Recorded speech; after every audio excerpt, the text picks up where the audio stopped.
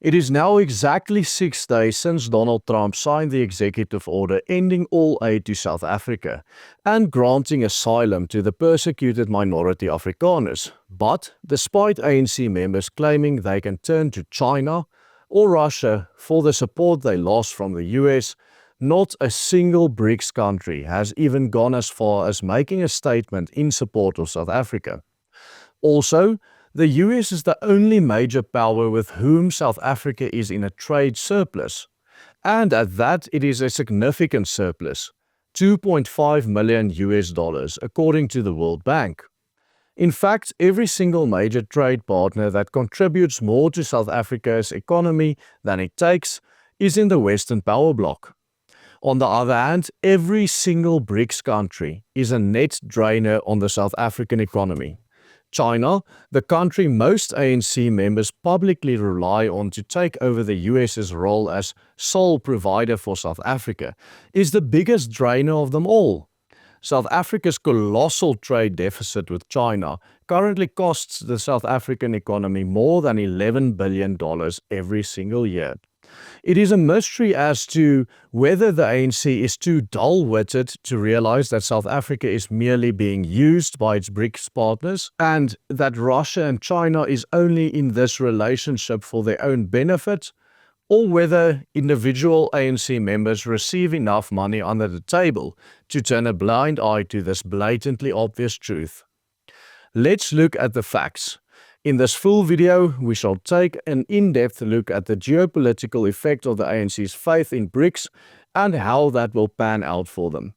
It will not do them any favors.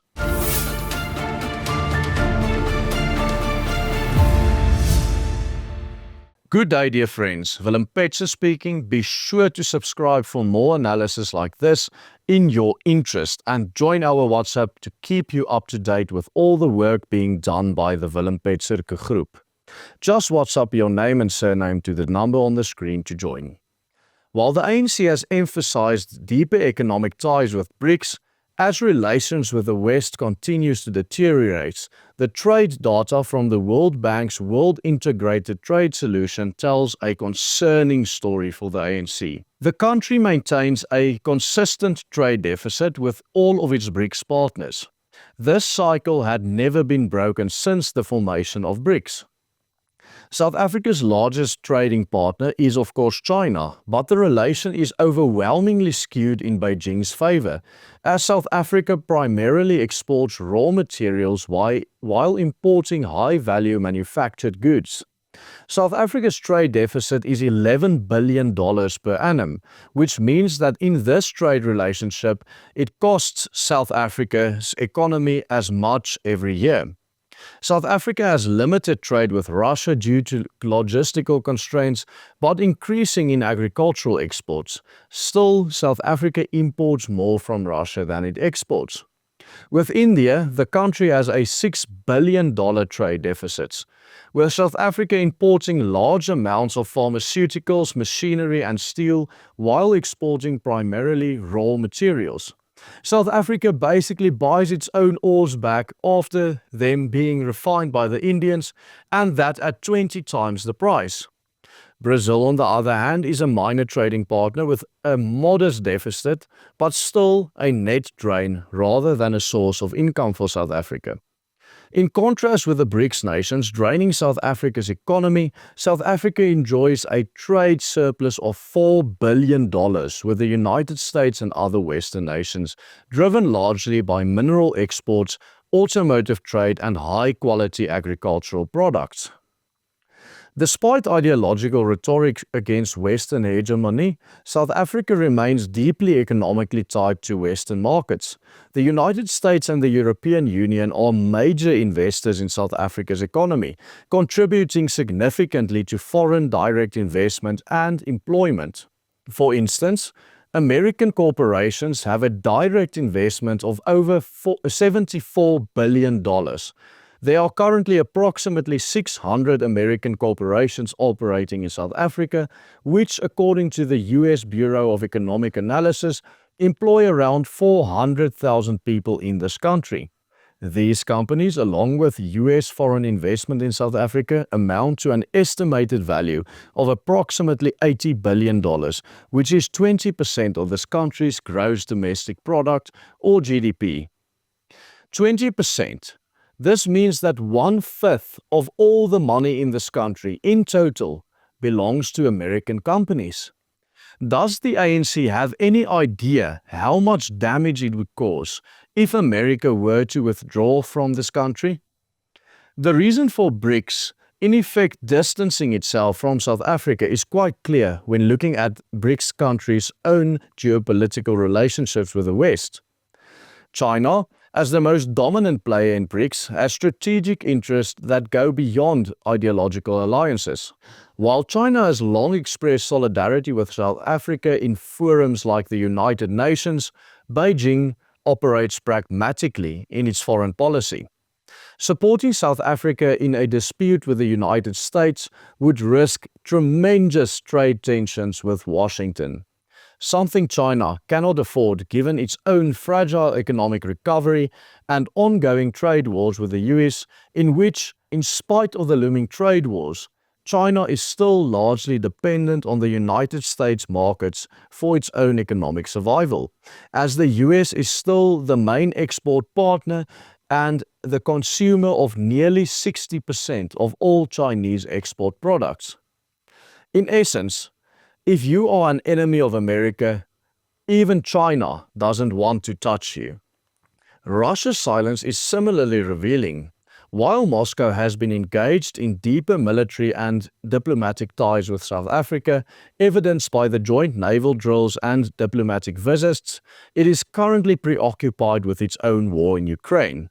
Additionally, Russia's economy remains under severe Western sanctions and it lacks the economic leverage to assist South Africa meaningfully in countering US pressure.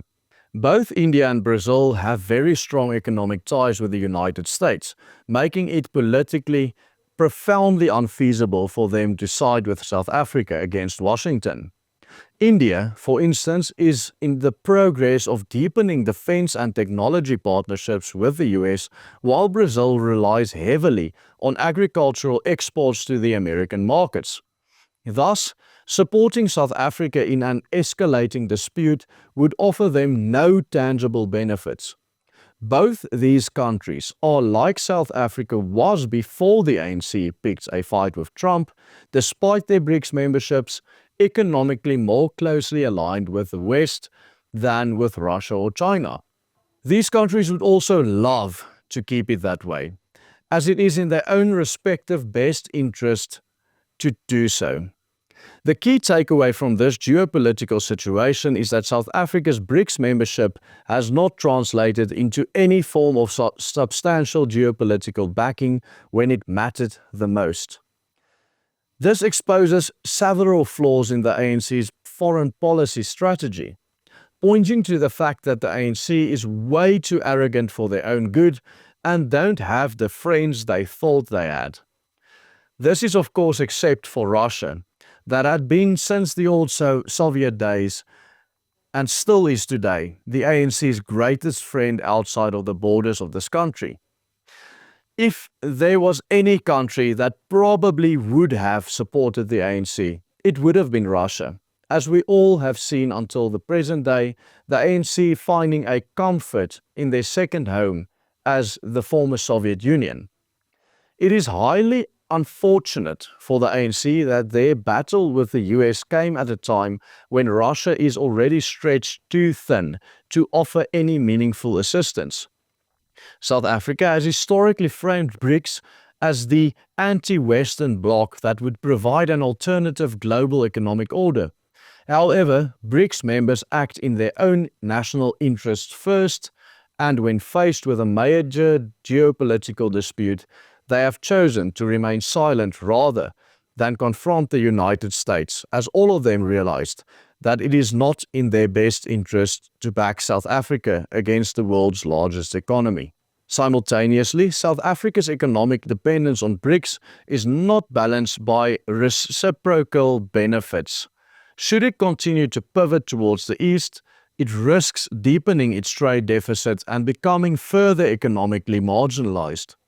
The withdrawal of American investment and trade privileges could further weaken an already struggling South African economy under ANC rule. In the looming conflict with the US, the best course of action for the ANC government would be to engage in diplomatic damage control with the United States by actively engaging its demands and preventing further economic fallout. But instead of escalating these tensions, a diplomatic effort to clarify misunderstandings and reaffirm economic cooperation could help maintain some form of stability. Like the forked-tongued animal it is, the ANC is trying to do this by sending a delegation consisting of Pieter Groenewald, John Steenhuisen and Gayton McKenzie to Washington, while it simultaneously badmouths the US and makes threats, trying to come off as the big boys in front of their own ill-informed voter base. Unfortunately for the ANC, in today's time of social media, one can't make threats and statements like the ANC did without the other side finding out about it. On the other hand, Washington already made up their minds and there is no turning back for the ANC. As we discussed in this morning's video on my Afrikaans channel, proposed ambassador to South Africa Joel Pollak already made it abundantly clear that this is not just about the expropriation bill. The US won't release its pressure on South Africa until it gets rid of all of its racial laws against white people in this country. In fact, the US will only keep adding more pressure. As this situation unfolds, we will keep you all updated on this YouTube channel, so be sure to subscribe and be sure to join our WhatsApp group. Just your name and surname to the Willem Petzer group number as displayed on the screen. Goodbye and God bless.